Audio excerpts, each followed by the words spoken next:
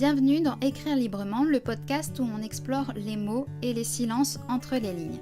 Aujourd'hui, j'ai envie de t'emmener dans les coulisses, derrière le rideau, dans ce coin du carnet où j'ai noté des choses que tu ne verras pas dans le roman, mais qui ont pourtant façonné toute l'histoire.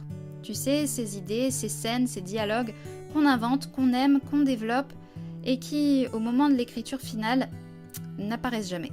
Ce sont les non-dits de l'auteur ou de l'autrice. Et aujourd'hui, je vais t'en partager quelques-uns avec le sourire et un peu d'émotion aussi.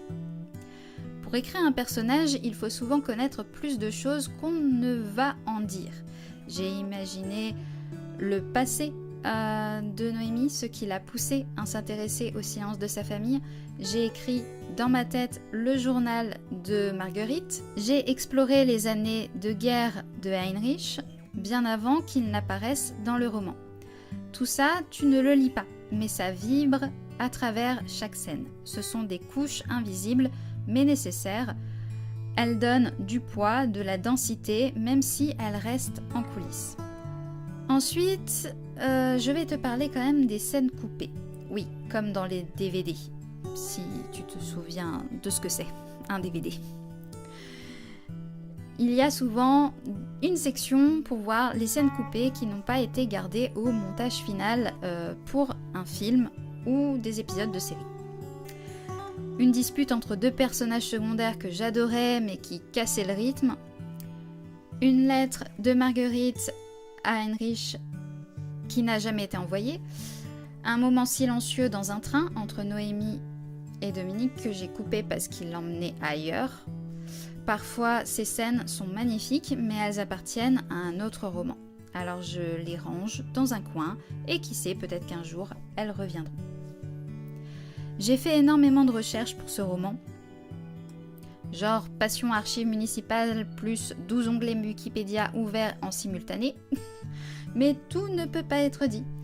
Je connais les horaires des trains en 1947, j'ai lu des documents sur les hôpitaux psychiatriques d'après-guerre, j'ai exploré des lois de dénazification en Bavière que je n'ai jamais citées.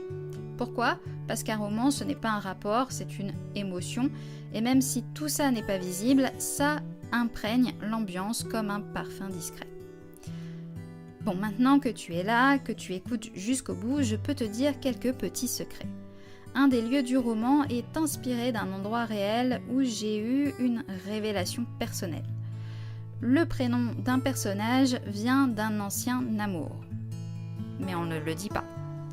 Il y a une phrase glissée dans un chapitre que seul un proche pourrait reconnaître. Ce sont les traces invisibles de moi dans ce texte. Elles ne servent pas à l'intrigue, mais elles enracinent mon écriture. Ce que tu ne verras pas dans le roman est parfois ce qui l'a construit le plus profondément. Il y a le texte et il y a l'ombre portée du texte. Merci d'avoir pris le temps d'écouter ces coulisses. Merci de t'intéresser à ce qui ne se dit pas. Et si tu veux plonger dans l'histoire complète, celle que j'ai choisi de te livrer, Héritage entremêlé, est disponible sur les plateformes. Je te mets les liens en barre de description, je suis sûre qu'il y en a moins une qui correspond à celle que tu utilises pour tes lectures habituelles. À très vite et surtout, n'arrête jamais d'imaginer ce qu'il y a derrière les mots.